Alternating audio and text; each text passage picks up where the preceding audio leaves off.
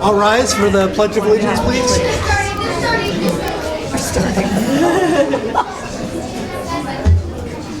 All right.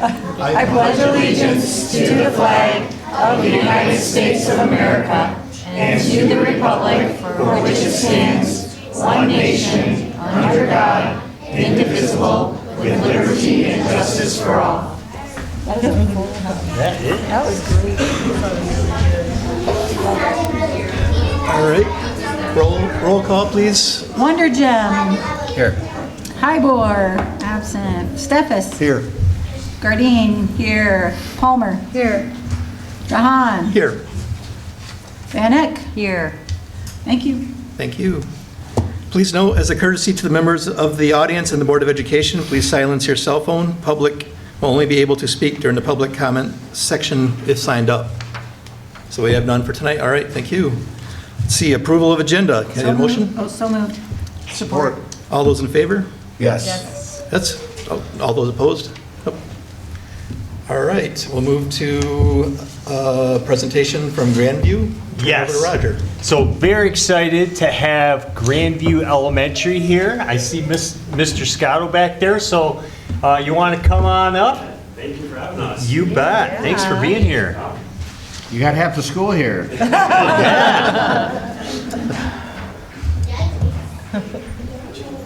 Good morning, thank you, or good afternoon. Thank you for having us. We really appreciate you letting us present tonight. We have 12 amazing students that are just a small percentage of our 405 students that come to school every day ready to learn. And so we're going to present tonight about the Hard Hat Award for Kids. This idea came about from our student perception survey last spring. And one of the things in our student perception survey is that our students wanted to recognize each other more often in the classroom. So our PBIS team of teachers came up with the idea of doing a school-wide read aloud, which is The Hard Hat for Kids by John Gordon. And this year we have picked several character traits, from growth mindset to respect to perseverance.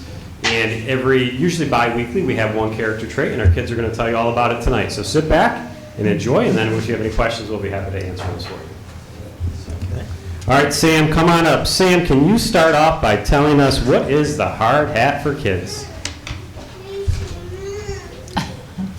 The Hard Hat for Kids is more than just a story. It is an inspiring guide that teaches us how to be great teammates.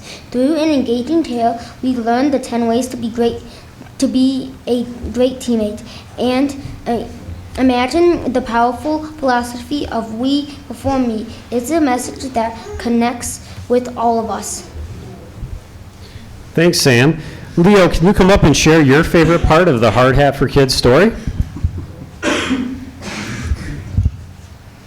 I liked when Mickey learned that it's more important to help your team than just try to score all the points yourself. Showed how important it is to be positive and help each other to feel good.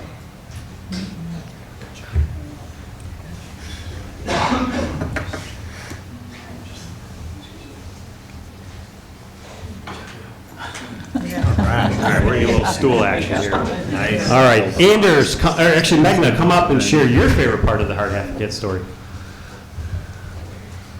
My favorite part was when Mickey started encouraging her teammates even when they made mistakes. It showed how important it is to be positive and help each other feel good. Awesome. Anders?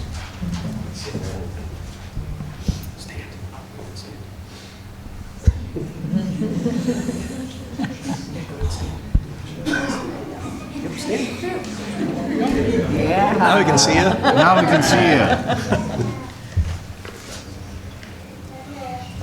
I like when they talked about how everyone on the team is important, even if they don't play all the time.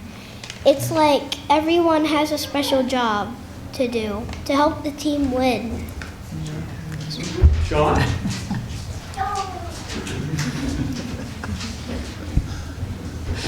I like the part about Mickey having a good attitude. Mickey learned that being grumpy can make the team feel bad. But Mickey learned that being happy helps everyone. Jacob. I like when Mickey learned that being a good friend means helping your friends, even when things are hard. If you see someone sad, you can help them feel better. Thank you. How does the hard hat work at Grandview, Soren?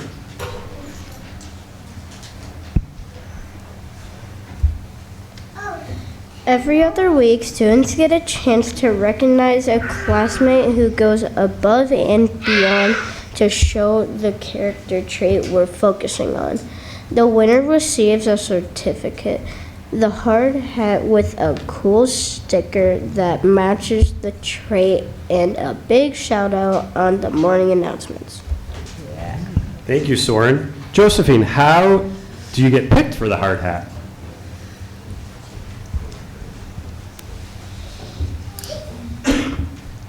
It's all about being a role model. My classmates nominate someone who shows the character trait of the week. In class, we review what the trait means and use tools like read-alouds and videos to help us understand how to live it every day. Thank you, Josephine. Bryn, can you come up here and tell them what We Before Me stands for? We Before Me reminds, oh my gosh.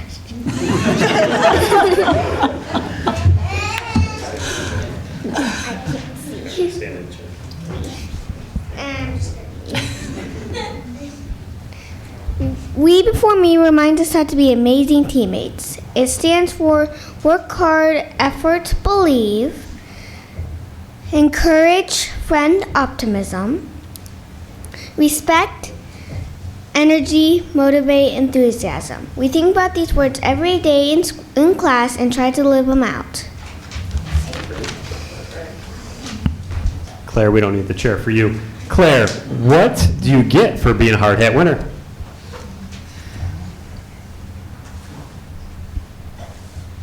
Being a hard hat winner is so special. We get a certificate, the actual hard hat with a sticker representing the character trait, and a social media shout out that everyone can see. It's so exciting. Thank you, Claire. Brenna, how did you win the hard hat? I won the hard hat by showing off the weekly character trait. It's about living the value, not just talking about it. Brenna, how did you feel when you won the hard hat? When I won the hard hat, I felt so many things. Surprised, shocked, proud, excited, and really honored. Awesome. Students, can you come up real quick and share which hard hat character trait you won?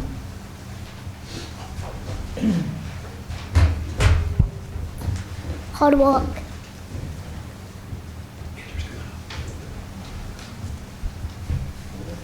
Friendship.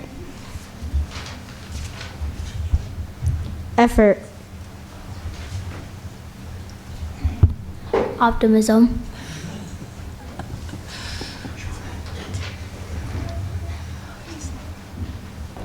Optimism. Friendship.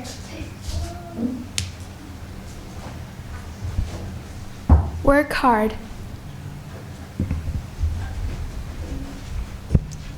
Optimism.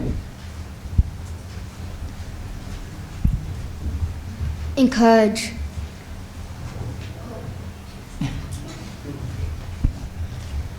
Encourage. Encourage. Optimism. Thank you, students. All right, Jonas, come on up and take us home.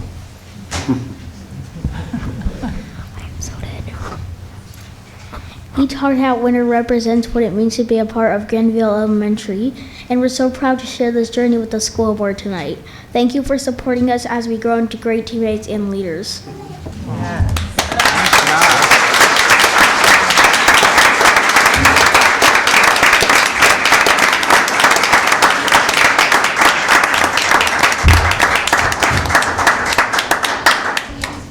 Thank you, everybody. Wow, thank you. Good examples. Does anybody have any questions? How do I get one of those hands? Yeah. Optimism. Yeah, I gotta have some of that. Work hard.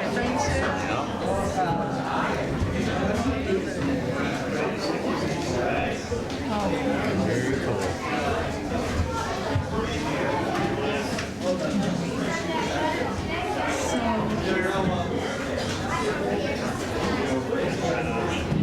Thank you. Thank you.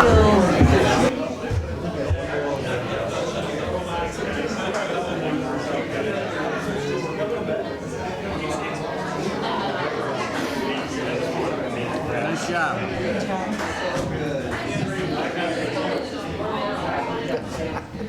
Get the picture. Photo op. Get just the photo. I know they should have had one. I know. I think it might be a little late. It's a little late. They were ready to go.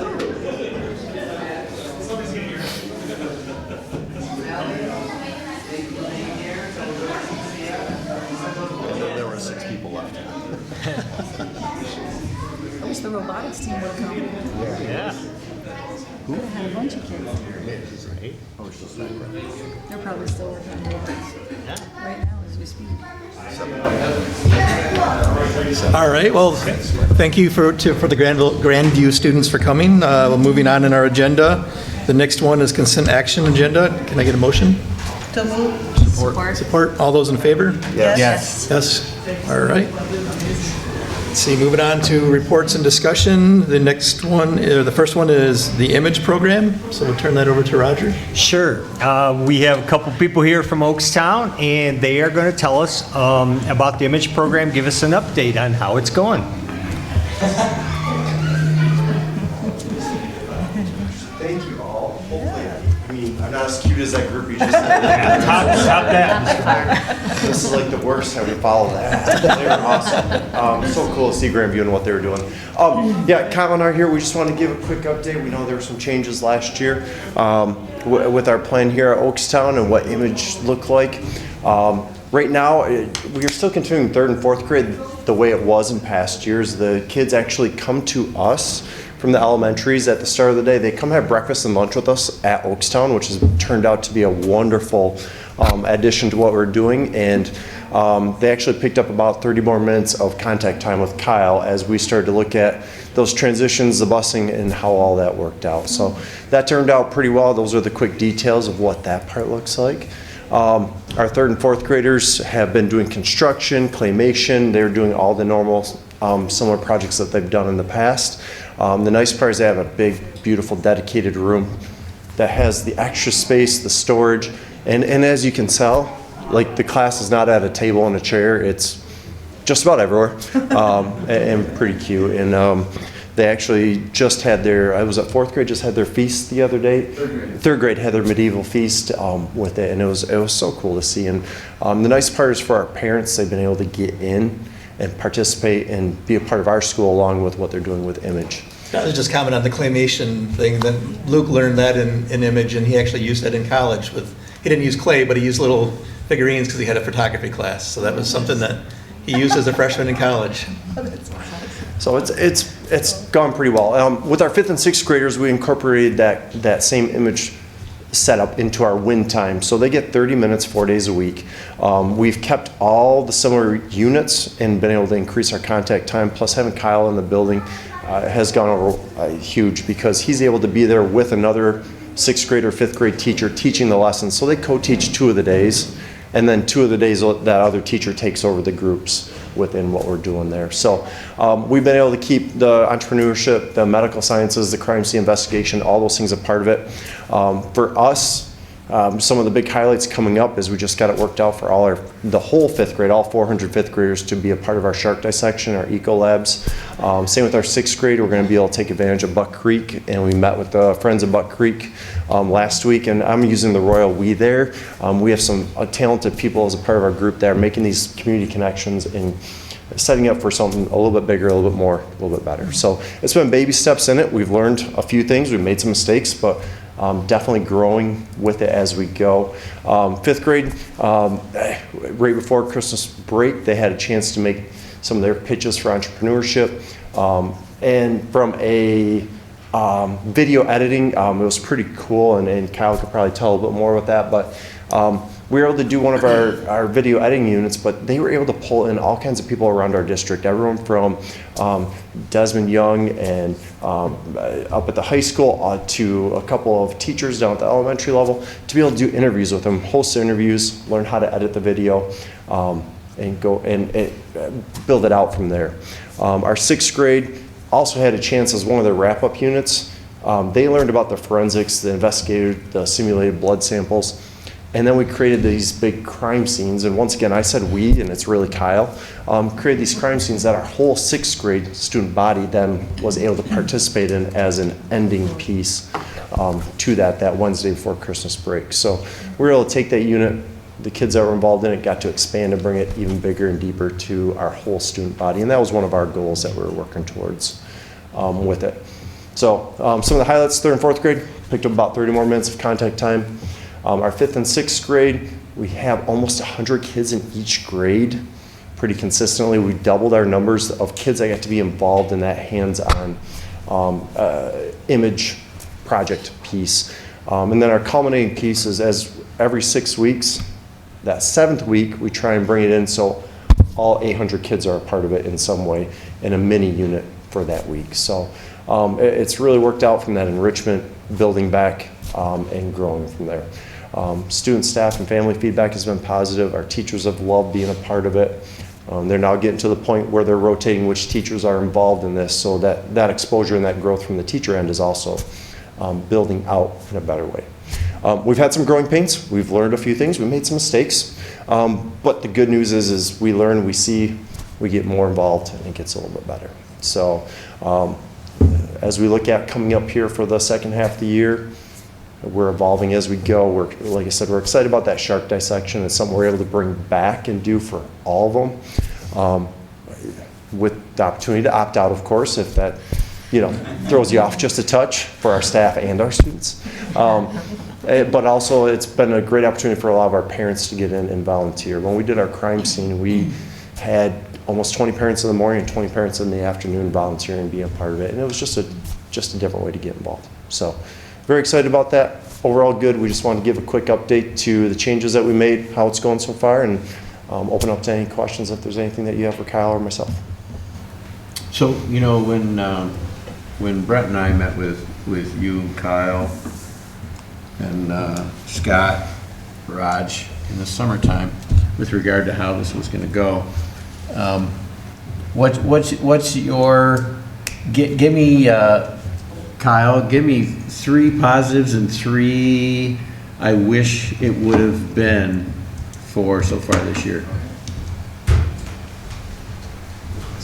I'd say the positives are represented well here. Just the number of kids we can serve is so much greater because there's not the issue of the transportation that we'd have to do for all those kids. And not mentioned here, though, is that when they were transported, they were also missing some of their core content. So they have the already dedicated win time built in, so they don't have that miss and have to make up. And some teachers have different expectations. Some would require them to make up everything they missed. Others, it was just, hey, catch up on your own. And others are really good about preloading that, so there's no catching the few kids that would really struggle with that. They don't have that as a part of their experience. Other positive is that we can involve those kids who are 3rd and 4th graders in our building activities before they come to the new building. I think that the perception of these kids are all, like you saw today, very confident and polished, and some of those image kids are very nervous. They have high expectations themselves, and they come into a new setting, and it's tough for them. But to have that familiarity with the building and be able to navigate it better, I think that's been a great positive for those younger kids too. Nice. Yeah. The challenge is logistics are tough.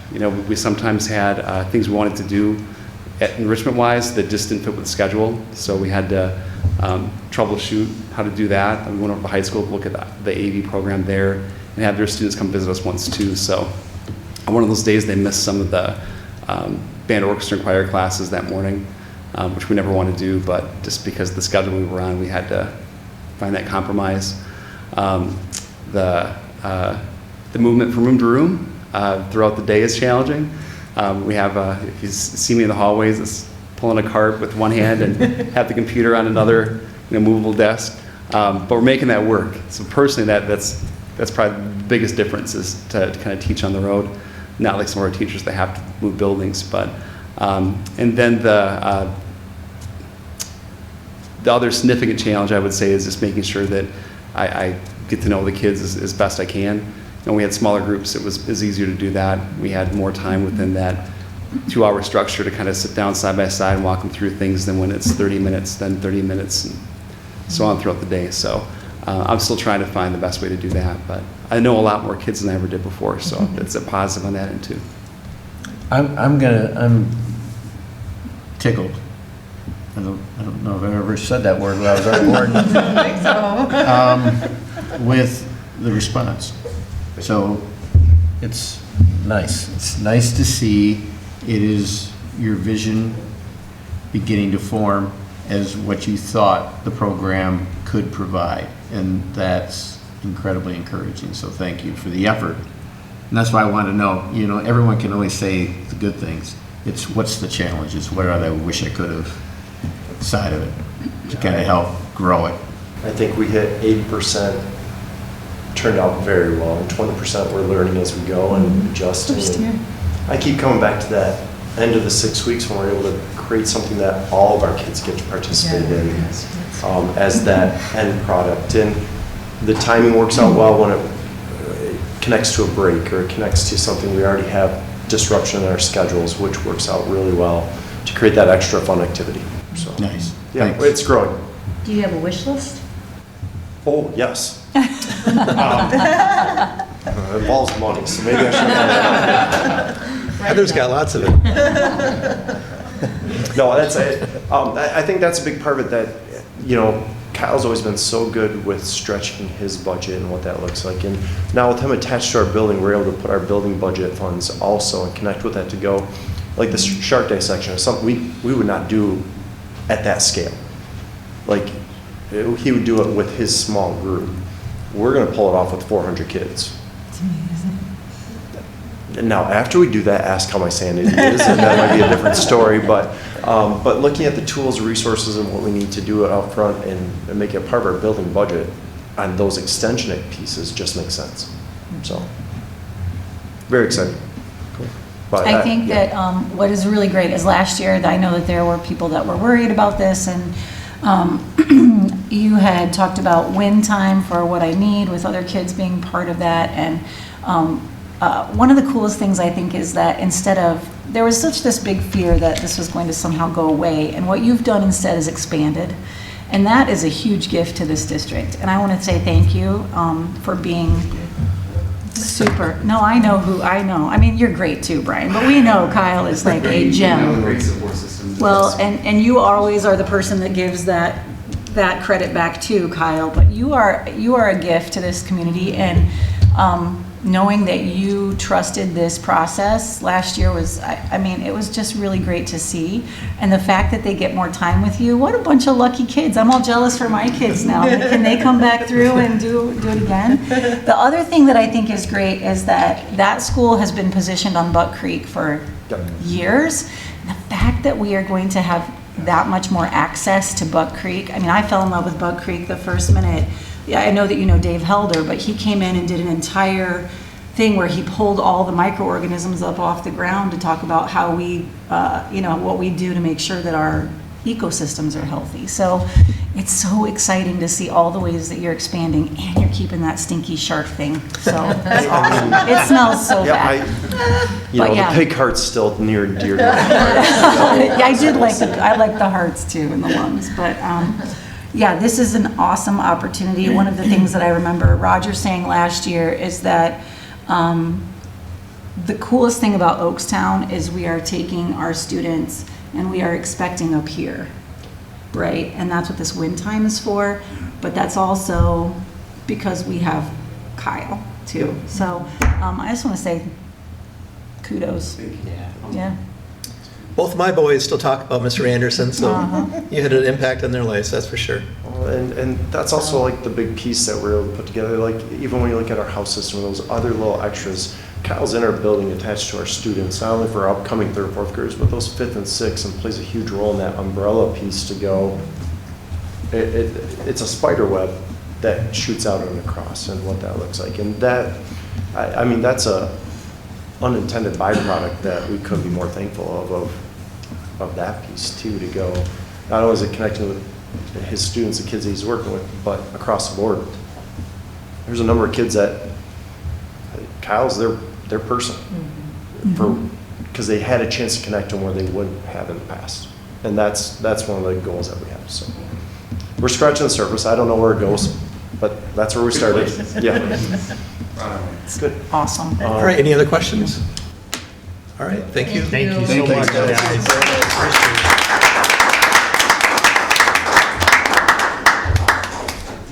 Next we'll move to the robotics update, Roger. Yes, so Doug and Mike are here. Very exciting news that they have to share, and looking forward to what they have to say. So take it away, guys. Thanks, Roger. So I'm Doug. Yeah. I'm Mike. We've known many of you, but we realized as we got ready to come tonight, some of you have come, and we've not been here recently. We used to, I was thinking as you came in tonight, Bob, we used to come fairly frequently, and there's so many things that have happened in this room over the last 17 or 18 years, way the things we're talking tonight, that you come back and you remember those things. And, you know, you walked in and said, I remember the first time I met you, we were at your house at a meeting about Science Olympiad, and it was 2006, and I'd forgotten you were even there. And Scott goes, yeah, I was the middle school assistant principal at the time, and it's the first time I ran into you guys. And so we want to share with you something. In front of you all is a copy of a new book that was just published last week, and that's why the timing of our visit is what it is. Mike and I have been around this program a long time. We're going to take you through in about 10 minutes 27 years, and we're going to tell you what made a program and what the program is today, and why this is something that nobody else has. As we publish this book, there's been so much feedback from people around the country that they say the same thing that you see on the cover. We need one of these, because it is an absolutely unique program right now. It is ahead of any program we know in the country, and others are coming down the path with us, because I took one of these to Mr. Kniff last week. And he said, you realize in 2008, when we had the transition to you and Mike, you guys came in with this vision for where this could go, that it would impact education. It wouldn't just be about a team building robots. And to be honest, I thought you were kind of out there a ways, but with hindsight, you were, and you guys called where we were headed, where hands-on technology education, teamwork, and the things that we teach have become even more important. So with that brief introduction, we want to take you through some things. They're in the book, because I hope you take a minute and just browse it, but it covers the history of the team, and it has many interesting stories along the way. We've had people already calling and saying, oh, I was there for that, I remember that. And then it gets into what does a program like this do for students and for a school? What does it do for the community? What does it do for businesses? You know, why are these important things to do? And you're going to see this get a lot of traction. We were approached this weekend about several thousand copies to be given out nationally by one of the umbrella organizations for robotics that think this is the story of the future. So if you think about where we came from, though, the book talks about 7 inflection points that made all the difference. And Mike, you're going to tell us where this all started. Yeah, inflection point number 1 happens in 1998. There was an engineer at X-Ray. Her name was Natalie Lowell. And she went to an SME conference, Society of Mechanical Engineers, and learned all about FIRST robotics. And she came to realize that this is something that every school needs, and did a presentation for Dwayne Sheldon, who was the superintendent back then. And that first inflection point comes when Dwayne says, we need one of these. We need a robotics team. We need to do something different with STEM education and do something hands-on that gives students the skills and the know-how to become engineers. The second inflection point comes in 2004, actually, when Natalie Lowell leaves. She left X-Ray. X-Ray actually leaves Grandville as well. And what happens is, at that time, When I have to back up a little bit, Dwayne Sheldon, he recruited myself and Spencer Dolph to start the team, and we named it the RoboDogs. And at that point, my oldest daughter was being born as they went to Florida for their competition. And so the following year, I left the team just to raise my family, and so did Spencer. So Ron Denning took over, and a number of coaches have been there ever since. But the second inflection point came in 2004 when Natalie leaves, and the team loses its engineering support. One of the things that we have recognized about FIRST is that quite a few teams have engineers on board who actually build the robot or stand side by side with the kids and build the robot. This was the first time we didn't have engineers. So Ron Denning says, okay, we're going to go ahead, but the kids are going to do everything. And that has been part of our DNA since that time. We have become a student-led, student-run team. The coaches are there to help. The coaches are there to give advice, but we don't put our hands on the robot. Doug and I and the other coaches could build a pretty good robot, but we have no interest. We want the students to do it. So inflection point number 2 is we become student-led, student-run, and student-built.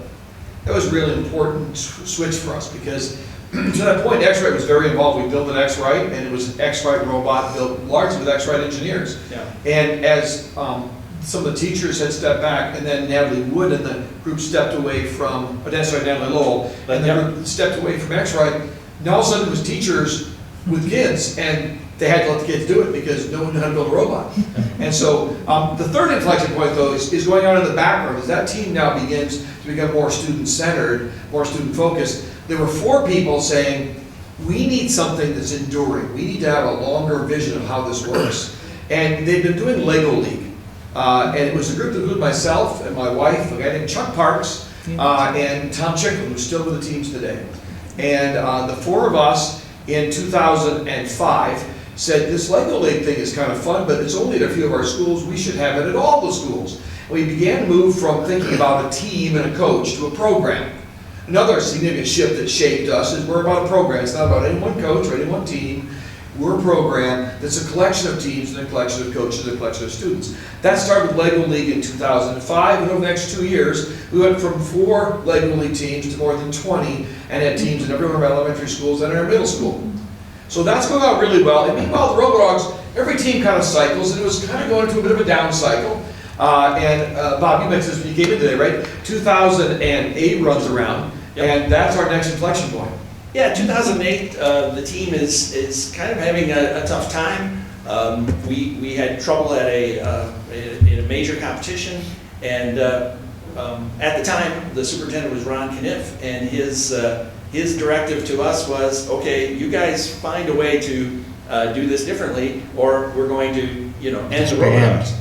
So Doug and I, we sat down at IHOP and came up with our manifesto and said, okay, these are the things we would like to see a robotics team do. And so one thing we said is we'd like to end up, we don't need to win every competition, but we'd like to end up in the top 50%. Another one, students need to learn how to work together with a spirit of gracious professionalism. Students need to learn how to work with people who are not just like them. Students need to gain the skills and habits of mind required to become an engineer, to survive in our technological society. And the last one is we instituted some grade standards. We said it would be kind of remiss of us to give them all these advantages, go to college and have all this leg up with their competitors, and yet not have the grades to be able to go to college. So we put together a manifesto, and that was our 4th inflection point. And we also went from being just a FIRST team, a FIRST robotics team, to adding other things like we had autonomous boats for a while, we had VEX, and we start expanding the team beyond just being a FIRST robotics team. 2008, in this Lego League group that had grown a program, a feeder program, that was producing 250 kids moving up into middle school that were interested in robotics, that played with Lego robots. And we got asked to take on the high school program. I said, Ron, I don't have any kids in high school. I said, but you will. And so we went from one FRC team that year to 2, and next year to 3. We went from a program that functioned for 3 months of the year to one that runs year-round. We now run 11 months out of the year. We went from a program that was an interesting club to one that became part of the fabric of what goes on in our science classes and in our community. So 2008, we started down this path, and in 2012, the next inflection point comes along. They say winning isn't everything. But I'll tell you, winning matters. And that we started out, when we first were asked to take the program, we were in the garage under the other admin building there, right? There's a little garage with 3 incandescent light bulbs and 2 outlets. And we were in there, and they said, here you are, there's some parts on the shelves, best of luck. And we pretty quickly said, that's not going to work. So we rented a space on Chicago Drive, the old vacuum cleaner center. We moved in there. Now, the roof leaked, and the only outlet was in the bathroom, which was only a 1 bathroom. It wasn't men's room, it was everybody. And if you wanted to use the saw, you required the plug. You had to get people out of the bathroom to use the saw.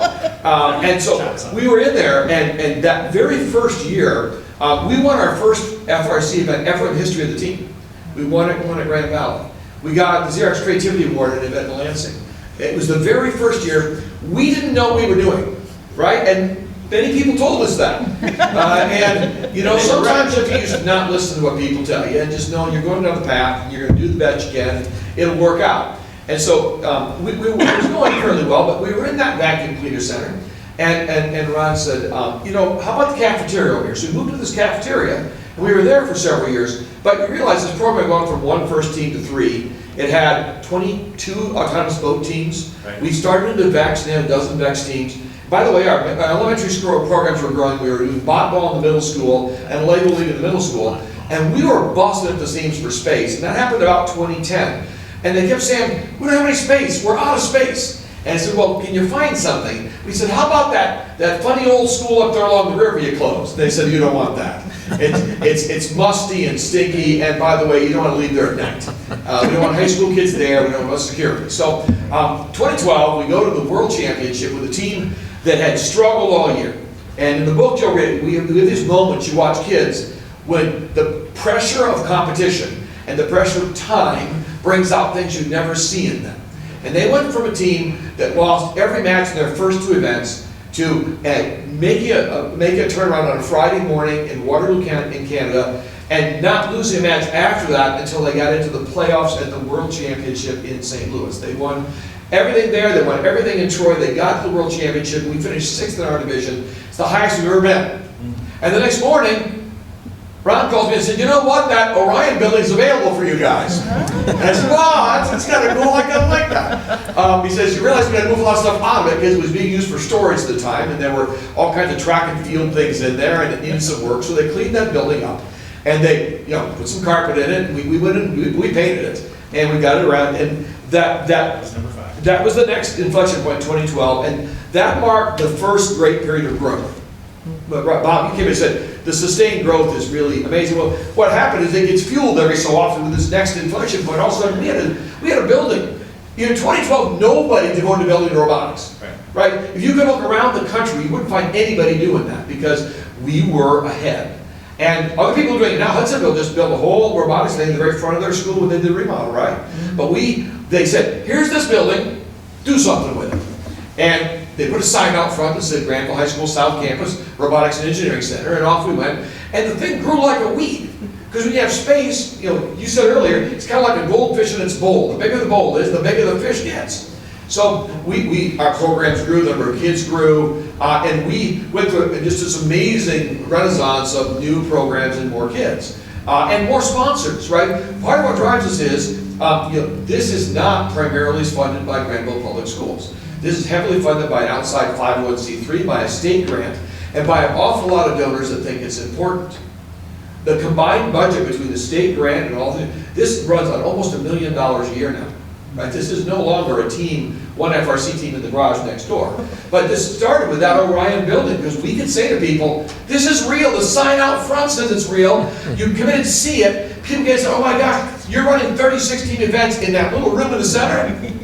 And we did amazing things with that space. And then COVID came, which was our next inflection, number 6. COVID stopped everything.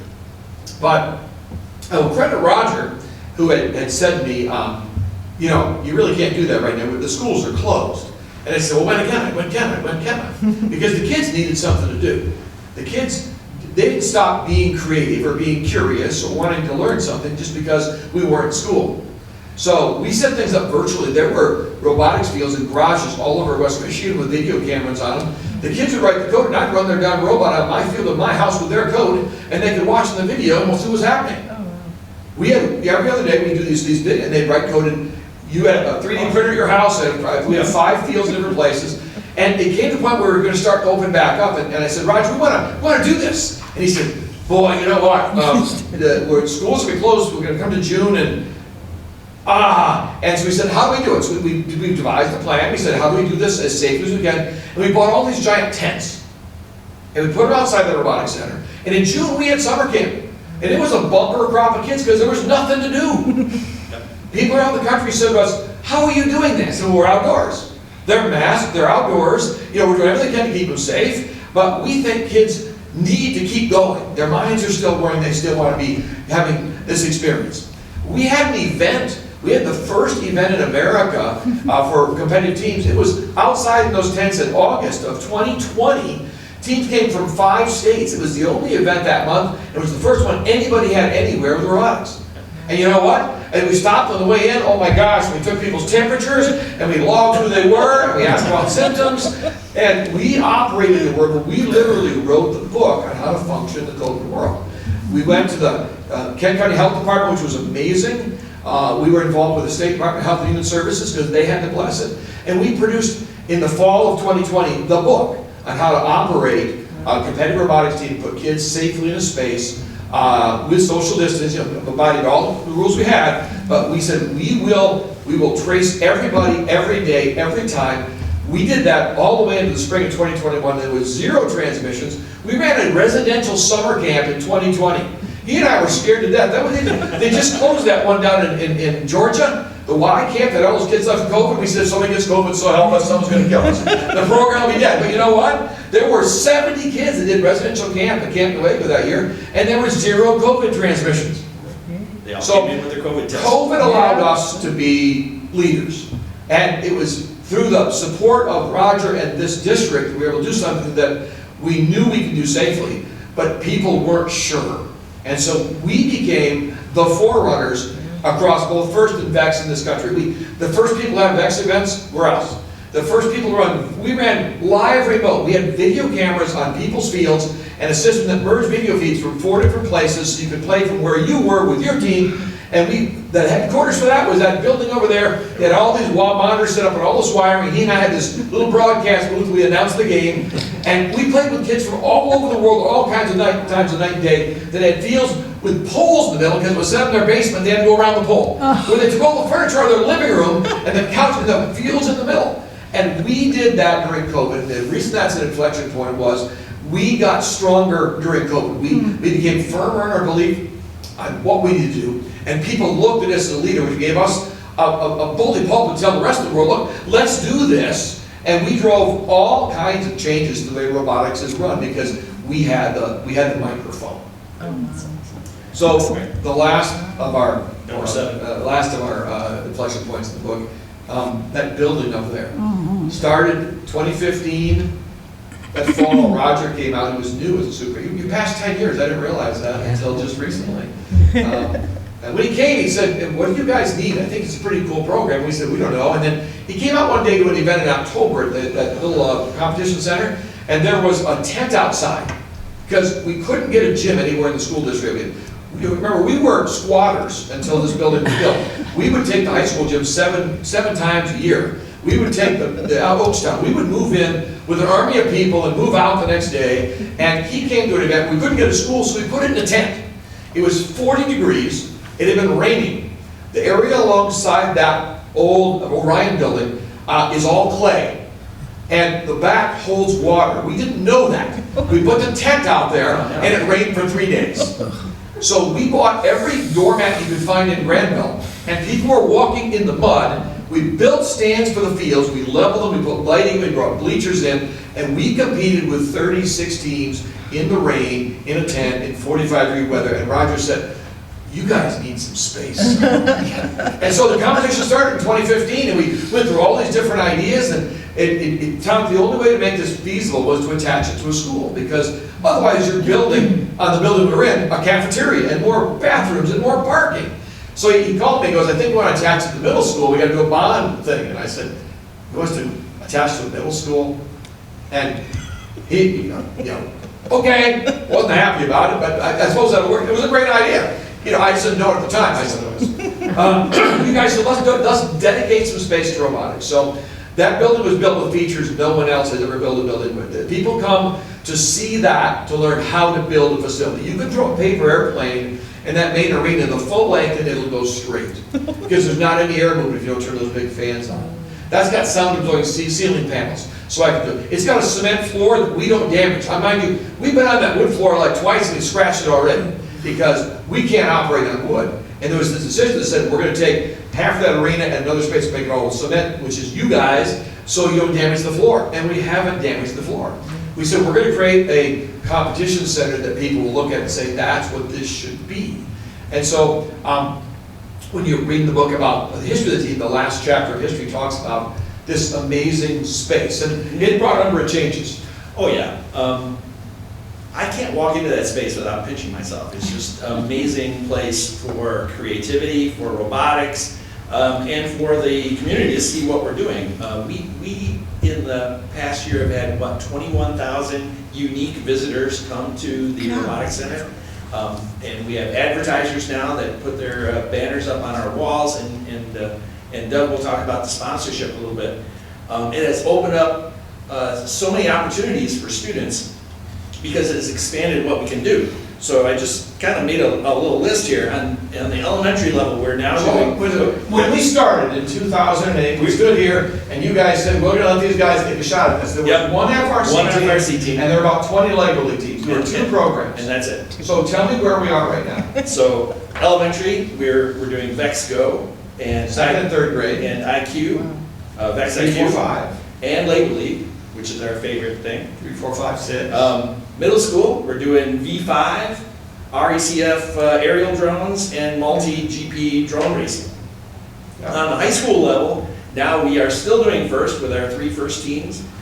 We've got VEX V5. We're doing Bell AVR, which is a partnership with Bell Aviation, and the students are building drones using the programming tools that the engineers use to program their drones, to program their aircraft.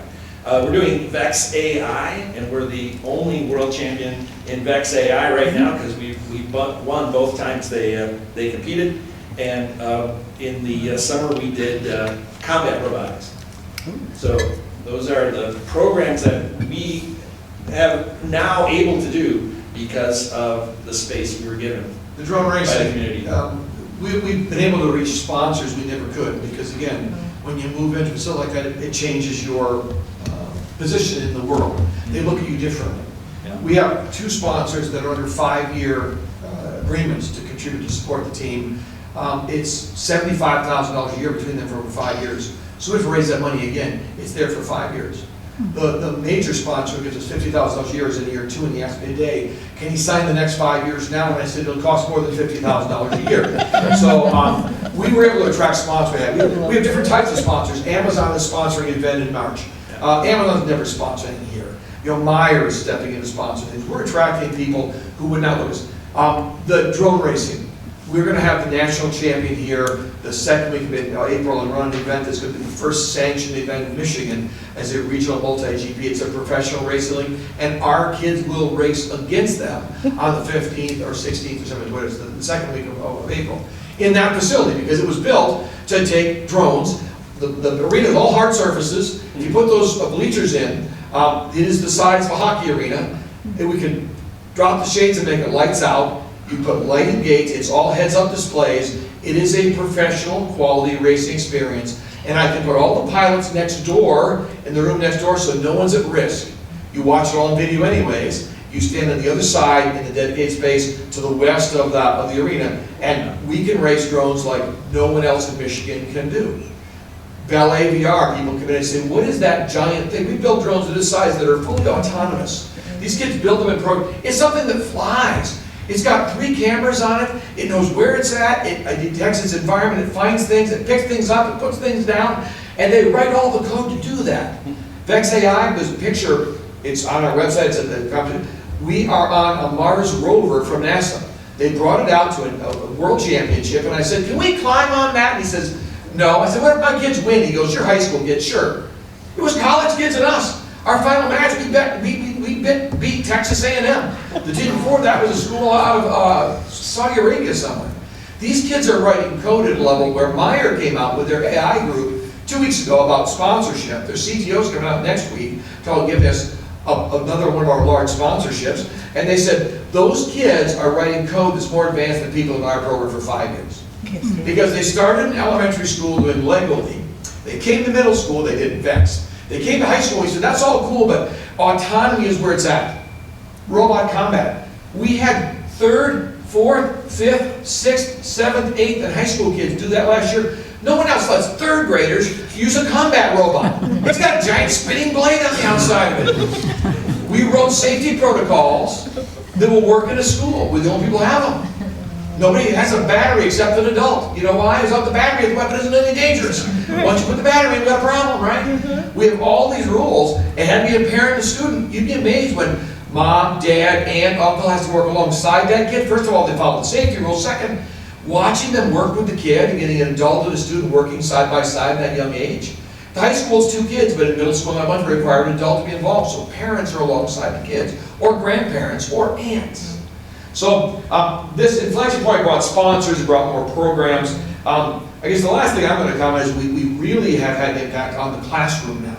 So because we're in a school, every one of the kids in Mr. Dre's STEM class is doing VEX robotics. We're running an internal school tournament on Friday for all the kids. Every kid is going to build and program a robot. Across the hall, Mr. Rebecca, we just transferred a bunch of drones to him. He's doing 2 levels of programmable drones in his class with equipment we don't use all year. So we have this stuff that sits most of the year, right? Our RECF Aerial Drones runs for about 3 months, and the other 9 months the stuff sits in the closet. It gets obsolete before we break it, right? We have to get new stuff because it's obsolete now because it's worn out.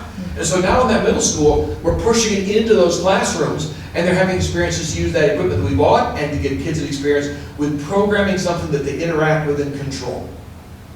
That shift has driven a utilization of this space that you would be very proud of. When we did this, Roger said to me, you know, there's a couple of things we got to pay attention to. One is, we put taxpayer money in that building. Let's make sure it's utilized.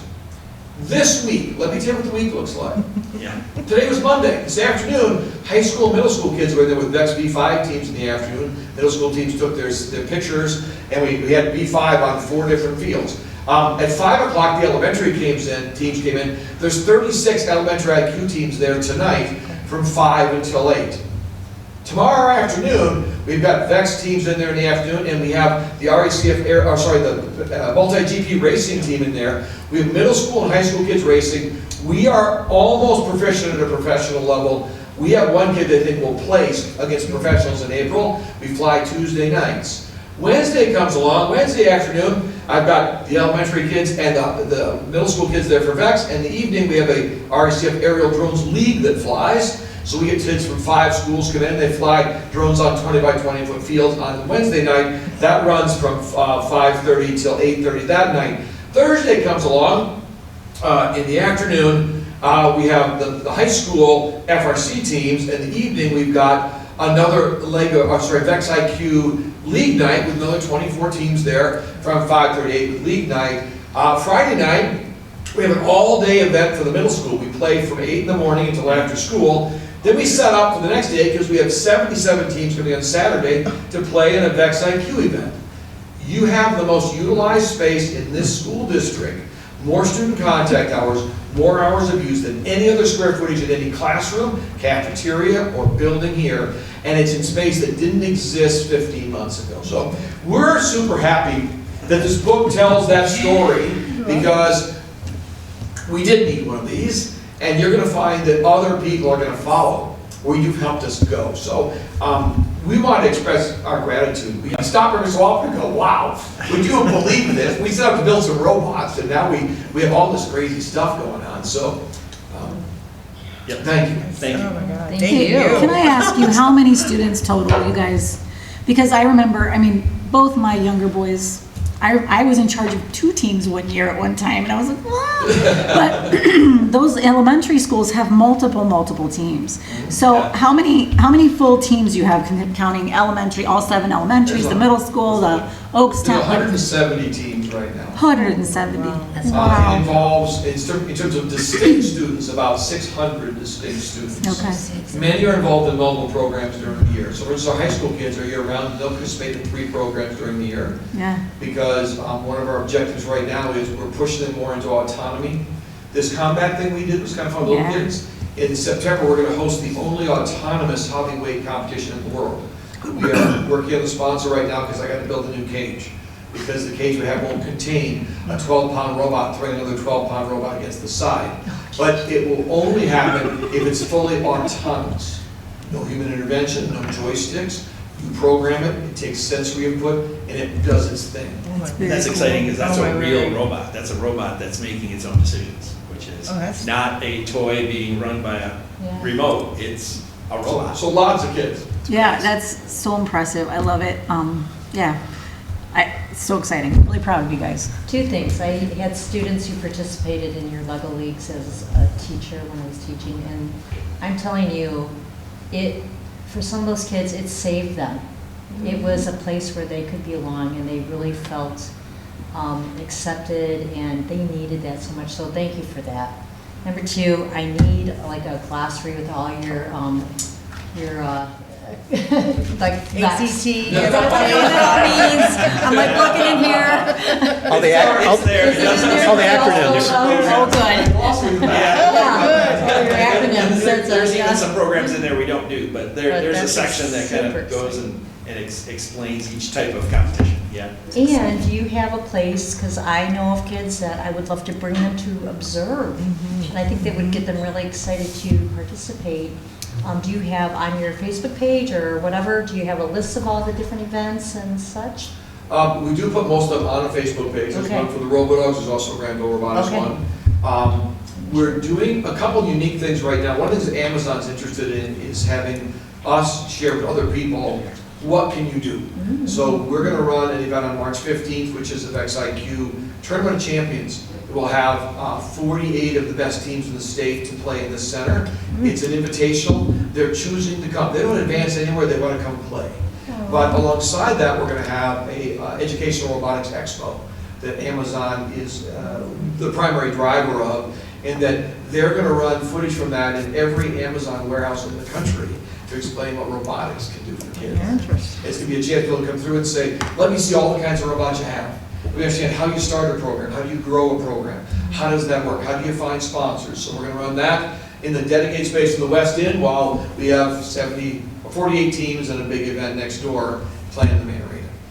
I think they need a Doug working for them. Yeah, I know you talk to a lot of people in businesses and what you're doing to bring those sponsorships. You know, that takes a lot of work too, so, and I'm sure you too, Mike, are involved in that, but I just know The that you. secret is, you'll find in there, when we read about how to start a team like ours, first of all, he looks and said, you guys are so lucky, we wish we had that. And I said, remember, I missed the first 10 years. I came in with this guy well into the program, but one of the things you'll find in there that we write, when you're going to start a program, find a friend, right? He and I, we would not have survived 2 years without the other. Yeah. We're close enough, I'll tell you, that we go to Camp Nuevo, right? Oh gosh, you gotta tell us. And we run summer camp there every year. It's a camp for girls. Yeah. Oh, And they let Offspring boys. We're the only group that does overnight with boys in the history of Camp Nuevo.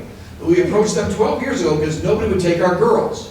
We couldn't find a technology camp in Michigan would take girls. And we said, that's wrong. So we're going to start our own. So we said, they got a camp, they got a lake, so we started this technology. We run for 10 years, 12 years. And they know us really well. We back. And so it's all girls that run the camp, right? And so a couple of years ago we got there, and they give us this room in the lodge to stay in, because the kids stay in the dorm on one side, boys, and girls on the other. And they give us this little room that's got a little fireplace, and we always joke about our little vacation cottage in the middle of it all. And they got some really weird ideas because a couple years ago we couldn't get in there because they were still setting the room up, and they wanted to make sure it was perfect for us. We got down, then they took us back there, and they pushed the beds together for us. They think we're, you know, it was the funniest moment. But when you're close, when you have a friend like that, it's funny how people sometimes go, you know, find a friend. We couldn't do this without the two of us. We both have things we bring to it, and you know, it's been a lot of fun, and there's been a lot ahead of us yet. In that, you know, there's a high school to build. We're going to pass the village for that, and we're going to have to do something. We do that because we're going to be out of space. So expect, I'm not going anywhere until. All right. I'm not sure who's going to be here with me, but when we get that high school, that's the next step for this, because we will need to say what's next at that point. It's So the like next decade. if we pull out the pool, would y'all fit in that space? What's funny, we need a pool. Yeah, we do need a pool. Yeah, we need, one of our great challenges is underwater row. We do our rovers at the Y, because I can't get pool time in the schools, because we only have 2 pools. Our pools, we need to build that auditorium next time. We got to get that done, because there's just a great demand and a need for pool time here. But we've taken way too much of your time. We appreciate so much. Thank you, guys. I will tell you. Yeah. So, after I was on the board 2001, 2002 in January, Grandville Robotics was featured at the education conference at the Amway. And I was there with Butts. Butts was our super at that time, just a short time. And the young lady that spoke blew me away. I think she blew the entire audience away. And then afterwards, she was at our table, we're having lunch, and she said, if I wasn't in robotics, I wouldn't be able to talk to anybody, because I'm an introvert. So that was very interesting to see that. But as it's progressed, I'm going to say, Doug, this is probably the 5th time you've presented to the board since I've been here, and you've always got the animation. So I love the way the arms move every time. Every time I do, because the two of you you've got so much passion that time has just flown by as you've talked about it. But I'm just going to say thanks, because I know what this is taking. I've watched from the edge of the abyss this program, and then where it came back from and where it's going. And I'm glad you wrote the book. So we lead by example, and you guys are the benchmark. So thank you for everything that you do. You got my heart, my friends. Good job. Being able to pull together volunteers, as many as that you do, that's amazing. I mean, I've at a much smaller scale been able to do that at the school here, but that is not easy to keep everybody rowing in the same direction and happy when you have a bunch of volunteers that are running things. Have you talked to J.R. Vanderwall about the pool? You should. That's all I'm going to say. Okay. You should. Yeah, I just like to echo some of the things Bob said. And you guys know this because we've had this conversation. I mean, you two are so special, and what you do for the kids here, the community, is just off the charts. Coming from a 3-sport athlete, and I told you this, I went with you guys to Lansing, and then I started watching competitions, and from that point on, I have never seen a program, I've been at this 36 years, never seen a program with the impact that this program has. And you guys are such great leaders of our men and women that are in this program. And I know whenever my time is over, if somebody says, tell us what's the most amazing program that you ever saw, it's going to be this. I guarantee you that. So it's just incredible. And just thank you so much for what you do for our kids. Yes. The fact that our middle school kids are during the school day, there's so many things happening now. And teachers are gaining confidence with, we could do this, we can make this happen. And just where, I wasn't here where it was, but I know as little as 2015, 10 years ago, where it was and where it's at now. And it just keeps growing and getting bigger and bigger. And I attribute that to your leadership. So thank you so much. You guys are awesome. I think that's a standing ovation. Good job, guys.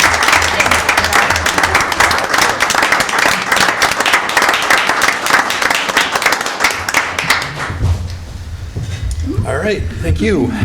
No public comment, so moving on, the next regular meeting of the Grandville Board of Education will be Monday, February 17, 2025 at 7 p.m. at the Administration Building, and we are adjourned.